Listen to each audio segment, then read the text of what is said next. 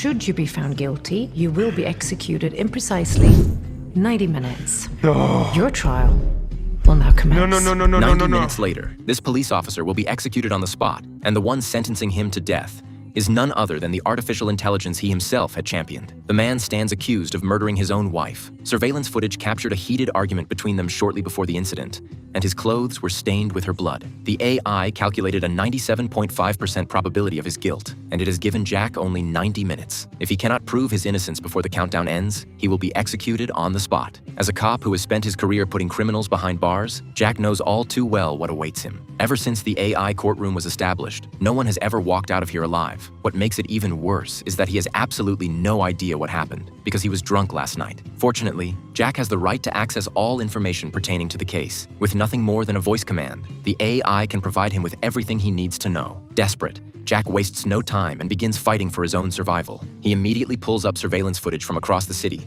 and combs through the data on the phones of everyone involved. Yet after half an hour of searching, his probability of guilt doesn't drop. It rises. It shoots straight up to 98%. It turns out both Jack and his wife have been harboring secrets. On the surface, Jack is a cop dedicated to fighting crime. But behind closed doors, he's a long-term alcoholic whose marriage has been strained to the breaking point. And in an even more devastating blow, Jack discovers that the wife he has loved for 20 years has been having an affair. His gut tells him that her lover is the most likely suspect. The AI, however, dismisses this instinct as having no logical basis. After Jack fights hard for the chance, the court reluctantly allows him to make a phone call to the man. But the moment the man hears it's Jack on the line, he hangs up immediately. When police arrive at his home, the man panics and tries to flee, as though he is hiding something he cannot afford to have exposed. He is eventually apprehended, but during interrogation, the officers discover that the man has a perfect alibi. He is not the killer. The entire investigation is back to square one, and Jack is almost out of time. A torrent of tangled, contradictory information crashes over Jack like waves.